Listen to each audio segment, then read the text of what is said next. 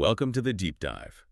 Today, we're diving deep into something lots of us see online, that deal that just seems, well, almost too good to be true. Our mission today is to really dissect the claims of an online shoe place called Tanner's Shoes. They're promising handmade luxury leather footwear, but at prices that seem incredibly low. Yeah, and we've gathered quite a bit to look into this. We've got a YouTube review from Savage Reviews, reports from several scam detection sites, plus what actual customers are saying on Trustpilot and the Better Business Bureau. We even looked into the domain analysis, the sort of technical side. We're basically trying to see what happens when this idea of artisan craftsmanship supposedly meets mass affordability. Okay, let's unpack that. So Tanner Shoes, they market these premium handmade leather shoes. The website looks pretty slick. Professional photos, detailed descriptions, they even have these like stories about traditional shoemaking. And then bam, these huge discounts that make you think, wow, I can actually afford luxury shoes. I nearly got sucked into something similar once myself, thought I'd found a secret bargain. That initial promise, it's really potent, isn't it? But when we start digging into our sources, the picture changes dramatically. Multiple scam detection platforms. They paint a pretty devastating picture. Security experts basically conclude Tanner's Shoes is a scam website. Full stop. Avoid it. There's like zero evidence they're a legit retailer delivering anything close to quality products. Which raises the question, right?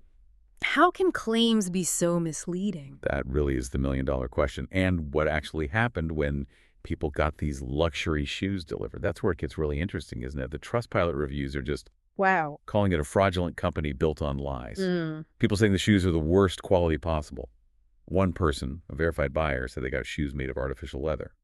So clearly not handmade, definitely not the premium craftsmanship they were advertising. And it gets worse. It's not just about the poor quality, although that's bad enough. There's this whole sizing nightmare, too. We saw multiple customers reporting that the sizing charts on the website were completely wrong. Oh no, so even if the quality wasn't awful. Exactly.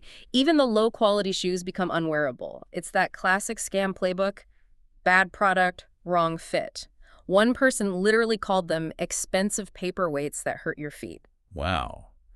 And the customer service, does it follow the same pattern? It follows that playbook perfectly. It just sort of disappears when there's an issue.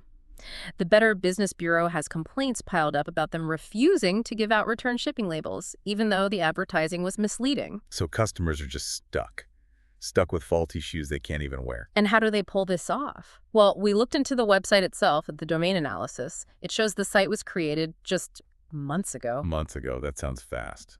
It's a huge red flag, a nuclear red flag, really. It fits the typical scam pattern: set up fast, market like crazy, then potentially just abandon it. Another big clue. The product images seem to be stolen from legitimate shoe retailers. Stolen images. Yeah, it's a classic sign of these drop shipping scams. They pretend to have inventory, but they don't. They just ship you something totally different, often cheap stuff, from some overseas supplier. So when you put it all together, Tanner Shoes looks like a classic case of e-commerce fraud. A really professional-looking website masking, well, fundamental dishonesty about the product, the materials, whether they're even a real business. It's pretty disheartening. But couldn't a genuine startup maybe offer lower prices by, say, cutting out middlemen? Is that just wishful thinking here? That's a fair question, and, in some cases, maybe. But the situation really highlights something important: a slick presentation online. Easy to fake. Real legitimacy comes down to things you can check, like a verifiable history, realistic pricing that actually reflects what craftsmanship costs, and crucially, customer service that actually responds. For anyone out there genuinely looking for handmade shoes, our sources strongly advise: research established brands. Look for that track record. Don't let a massive discount make you forget about those essential checks. Yeah, this deep dive definitely shows that stark contrast, doesn't it? Between the shiny marketing and the often harsh reality. It's a powerful reminder to always try and look past that initial appeal. Absolutely. And ultimately, this whole thing makes you wonder, doesn't it? In this super connected online world we live in, how much are we just buying a story someone's selling? And maybe more importantly, what practical steps can we take, to protect ourselves from these really quite clever deceptions? I think the real lesson might be: never underestimate the appeal of that too good to be true story. Always verify first, then trust.